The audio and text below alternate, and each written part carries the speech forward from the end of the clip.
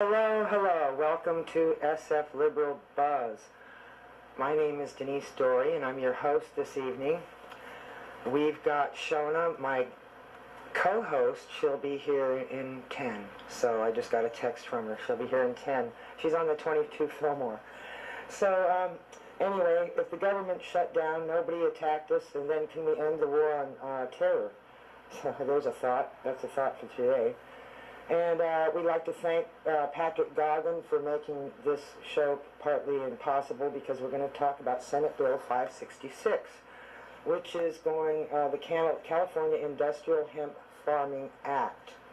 But before I get to that, I'm going to talk about what I usually do, go down the Twitter feed, and we'll see what I've been tweeting about since I saw you last, which was 2 weeks ago. And let's see, California legalized industrial hemp with a catch. Well, like I said, we'll get into that. The catch is the federal government has to approve. I just gave it away. So anyway, the comment, can the United Nations block U.S. medical marijuana legalization? And can they? Probably not. They can't do much. No, we've got to call the United Nations won't be able to really block our cannabis laws, so haha. Hello, you're on the air with SFLiberalBuzz. I'm Denise. Hi there. Hello? Hello. Yes, I have a brainstorm idea. Why doesn't California grow hemp and sell it to the communist Chinese? Considering we owe them $5 trillion that George Walker Bush borrowed from them to finance the Iraq and Afghanistan wars, which we haven't paid back yet. Well, California, maybe we can pay them back in cannabis. California gets a lot of sunshine, and put that sunshine to work, and it can stop global warming. Just plant the whole state in hemp. That's what I say. Thanks for your call. Okay, and so we were on, can the United Nations block U.S. marijuana legalization? And the answer is, there's not much they can do. No, very little. And so go to my Twitter feed for the full article. So there won't be time to go into that. And the new drug code for marijuana extract, I don't like to call it marijuana, but that's what the article calls it. I call it cannabis, so it's slang. Marijuana is slang. Extract proposed, ruled by the Drug Enforcement Administration, who are, I don't know if are they part of the shutdown? Haha, yeah. And the true story of the marijuana crash of 2011. Okay, and then I had a little bit of an exchange with the Clean 16th and Mission Plaza. You might have heard that there's been crackdowns on homeless at the 16th and Mission Plaza, and it's kind of seems like a violation of their rights at times. And so I answered, I answered them, bad government in San Francisco is why people are being displaced, and when they're outside they're harassed by corporate militia. Well, my blood was boiling that day about it. It still is. And then the guy said, people in SROs are more likely to commit crimes. Well, I said, not really. They're not any more likely to be criminals than anyone else, unless it's an SRO for criminals. So bad government in SF, so we got that. And then, of course, we cheered New Zealand and they lost, so that's boo-hoo. Yeah, well, next year, or next time, I don't know when they have it again, but, so that was it. Those are my tweets for today. So I was going to let you know that we've got quite a few other things to get into today. We're going to get back to, just go to my Twitter feed at Denise Dory, and give me a follow, and I'll give you a follow back. So the SB 566 bill will help farming communities by 2014, and it says selected approved California residents. So that might rule out people who don't live in California trying to make a buck off of us. We'll see if this gets back into our economy and how the impact is on our economy, whether it can. And also, hemp is being reclassified as a fiber or oilseed crop. So that's instead of a drug, which is hilarious, right? And also, it's a $500 million industry in California. We were importing it for $500 million from China. So that's what the caller was talking about, growing 10% per year. So that, in other words, next year it's going to be 10% more, 550 million. Hello, caller. Is that you? Well, how many beneficial ways will industrial hemp help us here in California? Right. They will be the people who grow the hemp will be registering under the Department of Agriculture, just like any other crop. Oh, yeah. So maybe they might even be subsidized by the government, since a lot of crops are subsidized by the government. So I've read everything I've got to read about it. Now I don't know how much more information I can give you. You can go to my Twitter feed and read the same articles I read about it. So anyway, but come over here. My guests are here, and they're over there in Siberia. So come in. Okay. All right. Yeah. Either one. And so we've got a studio shot. So I didn't know you'd be here. That's great. Yeah. I'm so glad. I've been, tweeting.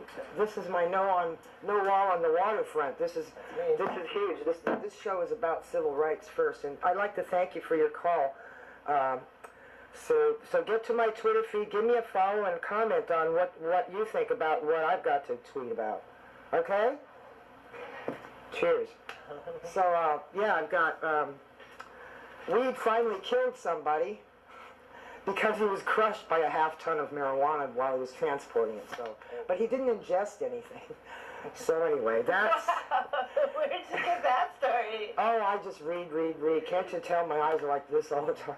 So so if we hemp, I'm just going to wrap up my notes. Hemp is a $500 million industry in California, and it grows 10% every year, which 10% of 500 million is 50 million, right? So 550 million, and then the year after it'll be 600 million. So anyway, yeah.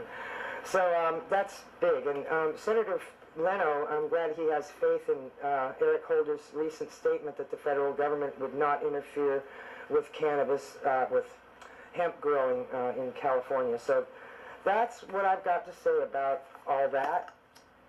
And I want to get to my guests now that have faithfully come to see me.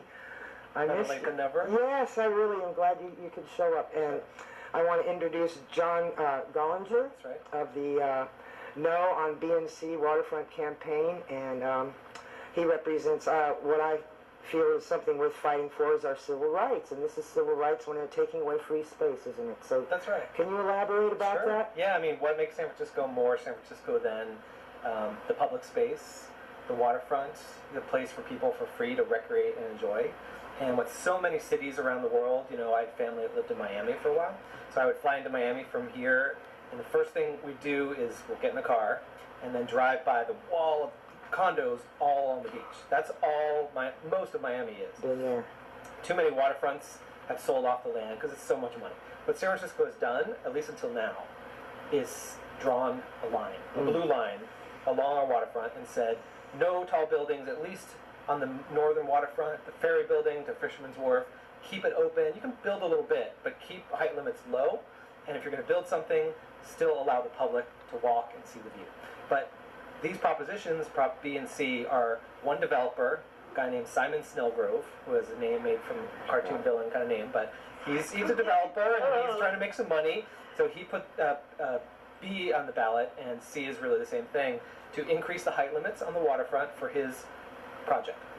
And it would be one thing if he were doing it to build, a library or a public space, but he's going to build 134 luxury condos, ultra luxury condos. They're going to cost around $5 million each for a 1 or 2 bedroom condo. So if you think most San Franciscans are going to have a chance to enjoy that, then I'd like to know where you get those numbers. I think what it will mean is, the freeway that used to be here for so long, the Embarcadero Freeway, some people remember, some people have just heard about. It used to be about 70 feet high all along most of that part of the waterfront. And when it came down, it really changed it. And now this would take things back. So we're fighting it. We're fighting hard as we can. So it's kind of the beauty came back, and now some people want to take it for themselves. Gosh, I had some notes here. The little punchline that I'm always hearing about it, especially from, sort of some of the progressives that have been shunned for supporting it, is that they've got X number of affordable units. Now, is that affordable or is that low-income units? Because those two things are distinctly different. That's right. It's actually neither. This project has 0 affordable housing units built as part of it. Not one. It just goes into a fund. 134 all luxury condos. The city's inclusionary housing law, which is probably what the person was referring to, requires all developers to at least pay into a fund if they don't build any.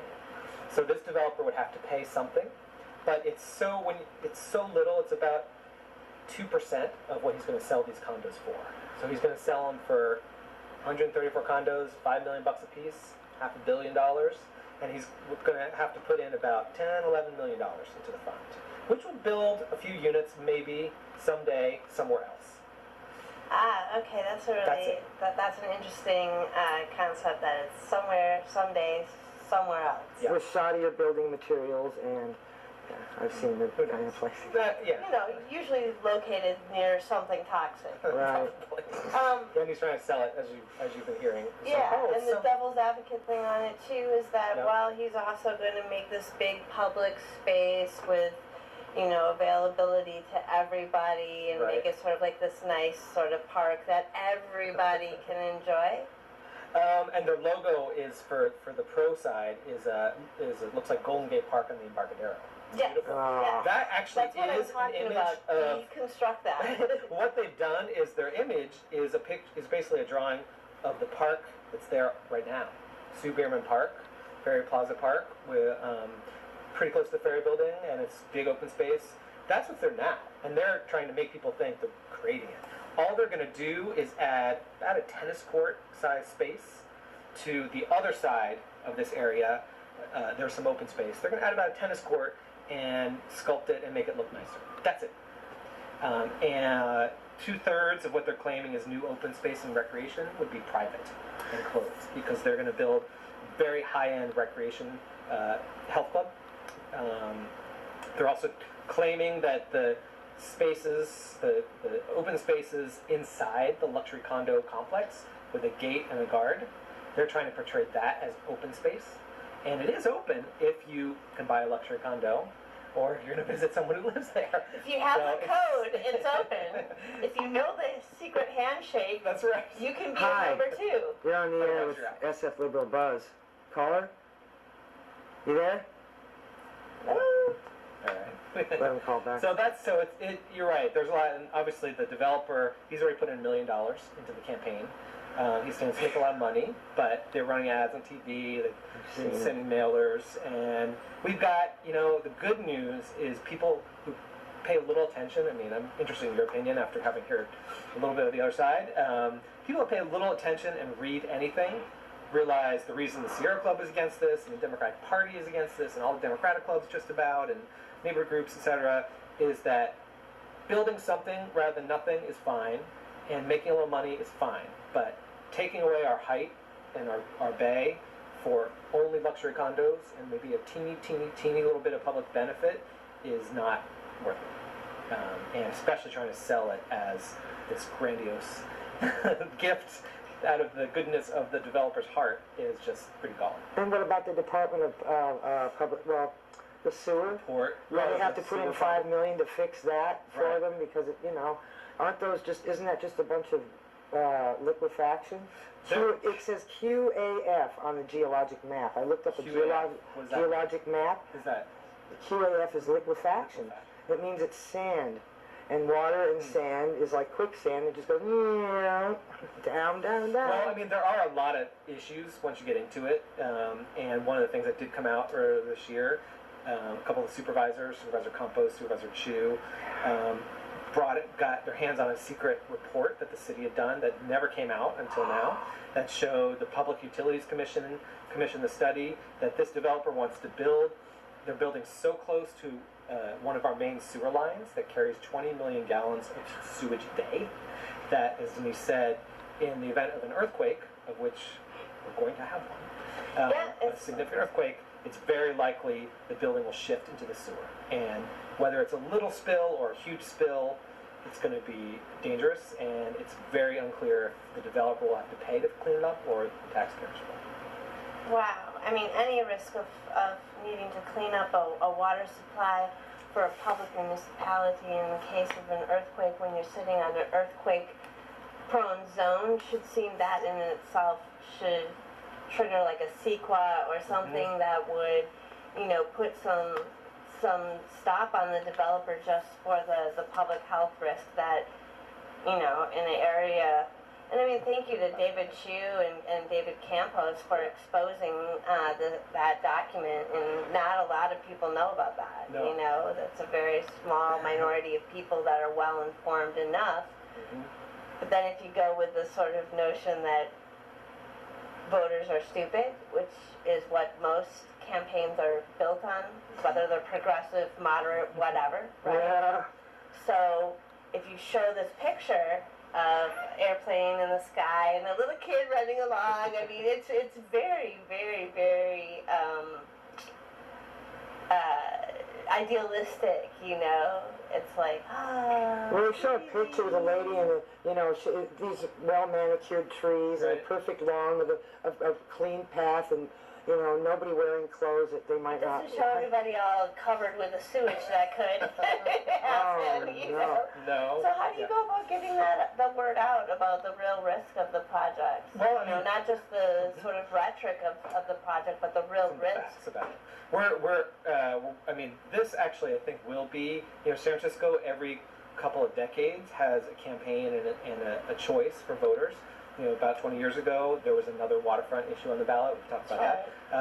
And the freeway, which is a good example, there were a lot of people in San Francisco who wanted to keep that freeway because it was more convenient to get around.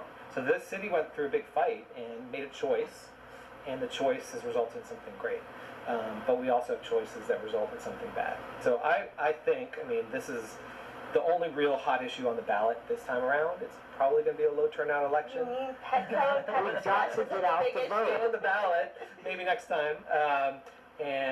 So I think people, because this is bringing together people who are concerned about our bay and our waterfront, people who care about our neighborhood staying places for communities and not just third and fourth homes for billionaires, and people who think San Francisco is building too much luxury housing that only the very wealthy can afford, and not any or much affordable housing. And I would just add that this project in significant part is on public land. So if they're going to build housing on public land, maybe some of it should be pricey, but shouldn't some of it be For the affordable public? to people?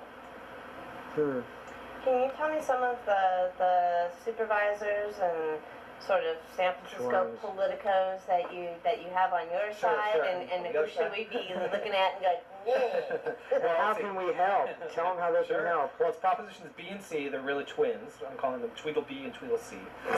They're basically the same. The developer put B on to try to confuse things, but you got to vote no on both, or else the developer gets this. Supervisor John Avalos is on our side against B and C. Supervisor Campos, Supervisor Chu, we mentioned, who's doing the right thing on this.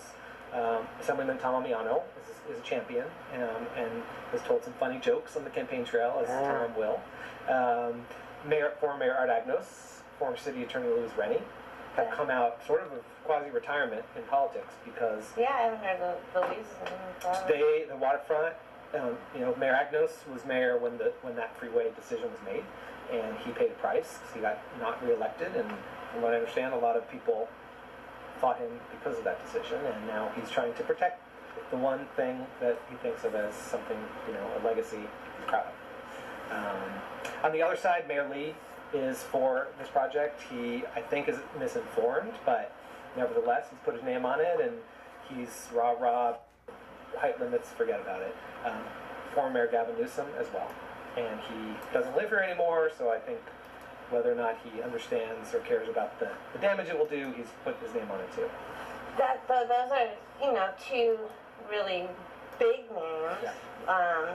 Mayor Lee and Gavin Newsom that takes care of a lot of our more affluent and and we're voting populations when it's going to be a low turnout, right? So they carry that sort of sway. One thing I was kind of curious about, and that came up a lot in the District 5 campaign, was someone, Christina Olagi, Right. who served time on the Planning Commission and should be aware, probably even more so than a lot of other progressives who may not have had the regime of listening to planning code and understanding implications and all of that as a daily meal, right?